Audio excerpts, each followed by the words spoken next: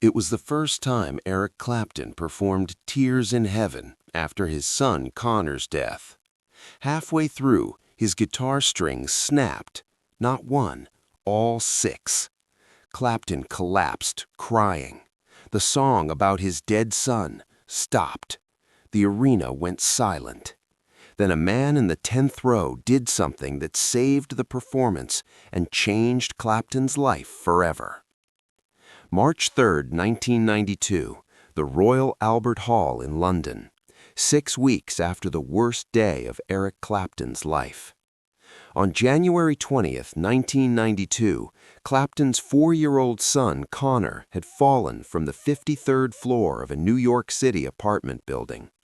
He fell through an open window while his mother was in another room, fell 53 stories to his death while workmen cleaned windows nearby. Eric Clapton's world shattered that day. The pain was unbearable, the guilt even worse.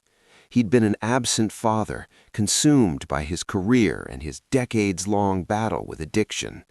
And now Conor was gone, and there would never be a chance to make it right. In his grief, Clapton did the only thing he knew how to do. He wrote a song. Tears in Heaven was his letter to Conor, his apology, his hope that somehow, somewhere, his son could hear him say the words he never said enough while Conor was alive. The song was heartbreaking in its simplicity, a father asking his dead son if they'll recognize each other in heaven, if Conor will still know his name, if Conor will hold his hand when they meet again beyond the tears and pain of this world. Clapton recorded the song in February 1992, just weeks after Conor's death. Every note was agony. Every word reopened the wound. But he needed to do it. The song was all he had left to give his son. By early March, Clapton had committed to performing his annual residency at the Royal Albert Hall. His management suggested postponing. How could he perform so soon after losing Conor? But Clapton insisted. He needed to be on stage. He needed music. Without it, the grief would consume him entirely. On March 3, 1992, Clapton walked onto the Royal Albert Hall stage for the first time since Conor's death. The crowd of 5,200 people gave him a standing ovation before he'd played a single note. They all knew. Everyone knew. Clapton stood there, fragile and broken, holding the guitar he'd played at Conor's funeral, a vintage acoustic that had been with him for decades, the same guitar he'd held while saying goodbye to his son's small casket. For 90 minutes, Clapton performed. His band supported him. The audience was gentle, reverent. Everyone understood they were witnessing a man trying to survive his grief, one song at a time. Then, near the end of the show, Clapton sat down on a stool alone on stage. The lights dimmed. The crowd fell silent. Everyone knew what was coming. "This is a new song," Clapton said quietly into the microphone, his voice already breaking. "I wrote it for my son Conor, who I lost 6 weeks ago. This is the first time I've performed it publicly. It's called Tears in Heaven." The audience held its breath. This was sacred ground. Clapton positioned his fingers on the guitar and began to play. The melody was soft, achingly beautiful. And when he began to sing, his voice was barely above a whisper. The first verse came out strained but steady. Clapton's eyes were closed, tears already streaming down his face, but his fingers moved surely across the strings. He was singing to Conor, only to Conor. The audience sat in absolute silence. You could hear people breathing. Some were crying already, moved by the raw pain in Clapton's voice. This wasn't a performance. This was a father grieving in public. Clapton made it through the first chorus. His voice cracked on certain words, but he pushed through. This song had to be sung. Conor had to hear it. Then, as Clapton moved into the second verse, something happened. One string snapped, The sound echoed through the silent hall like a gunshot.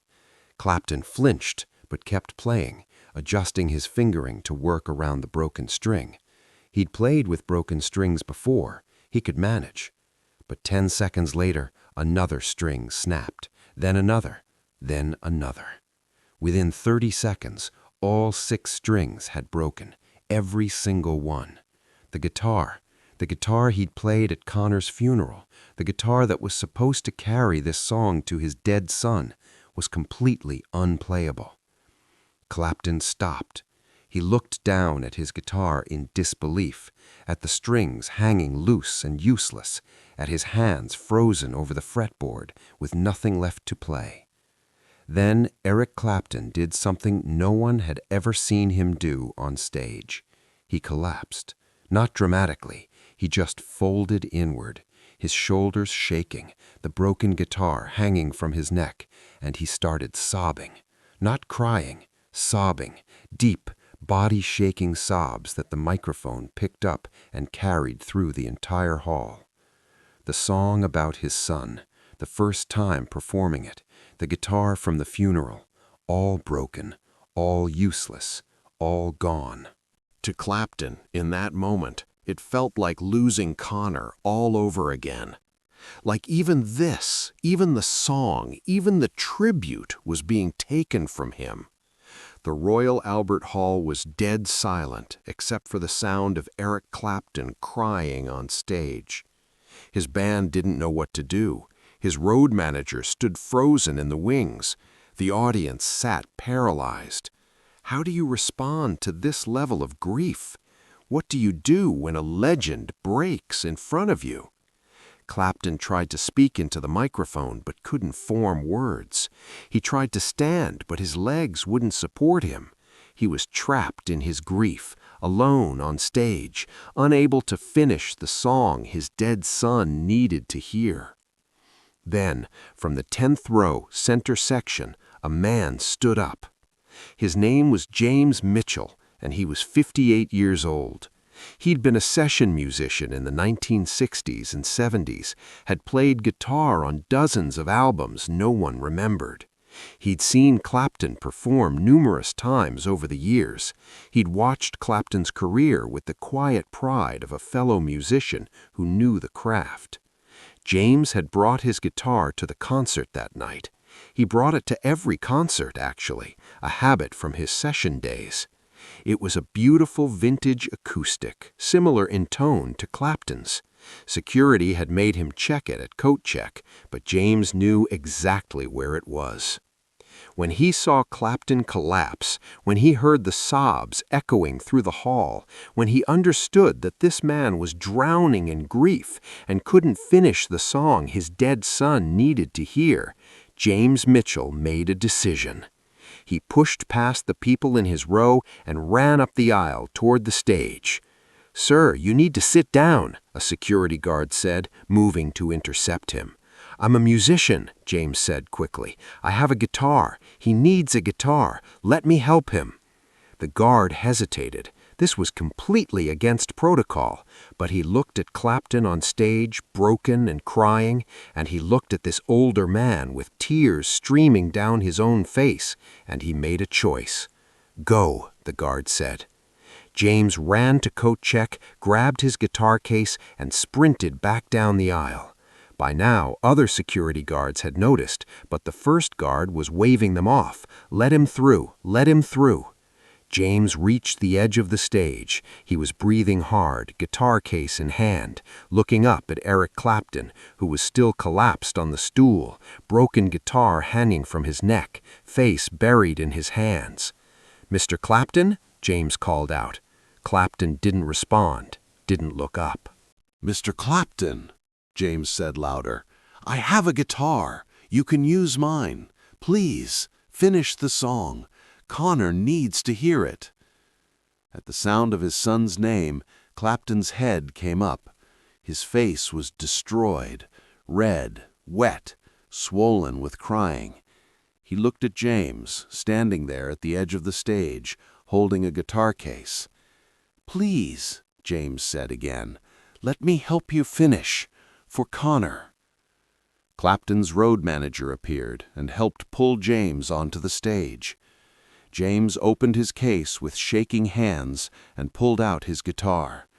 It was beautiful, a 1968 Martin D28, perfectly maintained, already tuned. James held it out to Clapton. "Take it. It's yours. Finish the song." Clapton looked at the guitar, then at James, then back at the guitar. Slowly, he lifted the broken guitar over his head and handed it to his road manager. Then he took James's guitar in his hands. The weight of it, the feel of the strings under his fingers, the possibility of finishing what he'd started. "Thank you," Clapton whispered to James. James nodded, tears streaming down his face. "Finish it for him. He's listening." Then James stepped back into the wings, leaving his guitar, his prized possession, his companion for 40 years, in the hands of a grieving father who needed it more than he did. Clapton stood up slowly. He positioned the guitar. He took a breath that shook his entire body, and he spoke into the microphone. "A stranger just gave me his guitar," Clapton said, his voice raw, "so I could finish my son's song. I don't even know his name, but I'm going to finish, for Conor." The audience, which had been holding its collective breath for the last 5 minutes, released it in a wave of supportive applause, not celebrating, just acknowledging, bearing witness. Clapton sat back down on the stool. He positioned his fingers on James's guitar, and he started Tears in Heaven again from the beginning. This time his voice was different, still broken, still raw, but somehow stronger. He'd fallen apart, and a stranger had helped him stand back up. That meant something. As Clapton played, James stood in the wings watching. He was crying, but he was smiling too. His guitar, the guitar he'd played on countless sessions, the guitar that had been with him through his whole career, was finally doing the most important thing a guitar could do. It was helping a father say goodbye to his son. Clapton sang every verse, every word that asked if Conor would know him in heaven, every plea that wondered if his son would hold his hand beyond the door, every acknowledgement that he had to be strong and carry on, even though all he wanted was to hold his little boy again. When Clapton reached the final chorus, something extraordinary happened. The entire audience began singing with him. Not loudly, not performing, just softly supporting. 5,200 voices joining one broken father in his song to his dead son. Together, they finished it. Clapton's voice, the audience's support, and James's guitar carrying the final notes up to wherever Conor might be listening. When the last chord faded, there was no applause, just silence, respectful, sacred silence. Clapton sat on the stool holding James's guitar and cried, not from inability to continue anymore, but from release. He'd finished. He'd said what he needed to say. Conor had heard. After a long moment, Clapton stood and looked toward the wings where James was standing. "Sir," Clapton said into the microphone, "the man who gave me my guitar, please come out here." James hesitated, but the road manager gently pushed him forward. James walked onto the stage, overwhelmed, to a standing ovation from 5,200 people. Clapton embraced him, 2 men, 2 musicians, 2 strangers holding each other on stage while an audience bore witness to an act of profound kindness. "What's your name?" Clapton asked quietly. "James Mitchell." "James Mitchell," Clapton repeated, then turned to the microphone. "Ladies and gentlemen, James Mitchell just gave me his guitar so I could finish my son's song. He didn't know me. I didn't know him, but he understood what needed to happen, and he made it possible." The applause grew louder. James was embarrassed, overwhelmed, trying to step back, but Clapton held his arm. "This guitar," Clapton said, still holding James's Martin D28. "How long have you had it?" 24 years, James said quietly. Clapton looked at the guitar in his hands, at the worn frets from decades of playing, at the scratches and marks that told a story of a life in music, at the instrument that had just helped him say goodbye to Conor. "I can't take this from you," Clapton said. "You're not taking it. I'm giving it. That guitar just did the most important thing it will ever do. There's nothing more important than helping a father reach his son. Keep it. Play Conor's song on it. Let it remind you that when you fall, someone will be there to help you stand." Clapton started crying again. He pulled James into another embrace. The audience stood witnessing this exchange between strangers that felt like a sacred covenant. After the concert, Clapton spent an hour with James backstage. They talked about music, about loss, about faith, about the moments that define us. Clapton learned that James had lost his own daughter to leukemia 15 years earlier, that James understood the specific weight of losing a child, that the guitar he'd given Clapton had been played at his daughter's funeral too. "That guitar knows grief," James told him. "It knows love. It knows what it means to say goodbye. It was meant to be there tonight. I was meant to be there. Conor made sure of it." Clapton kept James's guitar. He played Tears in Heaven on it for the rest of the tour. He played it on the recorded version that became a massive hit later that year. He played it at benefit concerts for children's charities. That guitar became inseparable from Conor's song. James Mitchell refused any payment or recognition. He went back to his quiet life, session work, teaching guitar to kids. But every time Tears in Heaven came on the radio, he would smile and think, "That's my guitar. That's my guitar helping Eric reach his son." In 1995, 3 years after that night, James Mitchell died of a heart attack at age 61. When Clapton learned of his death, he played Tears in Heaven at James's funeral on the Martin D28 James had given him. James's family said it was exactly what their father would have wanted. That guitar now resides in Clapton's private collection. It's one of only 3 guitars he'll never sell, never loan out, never let anyone else play. On the body, just below the sound hole, Clapton had a small brass plaque installed. It reads, "The Tears Guitar, given by James Mitchell, March 3, 1992. When strings break, strangers become angels." For Conor, for James's daughter, for every parent who has known this grief. Music carries love across the divide. The story of that night at the Royal Albert Hall became legendary among musicians, not just because of what happened, but because of what it represented. That music creates community, that strangers can become family in moments of need, that even when we're broken, someone might offer us the instrument we need to keep playing.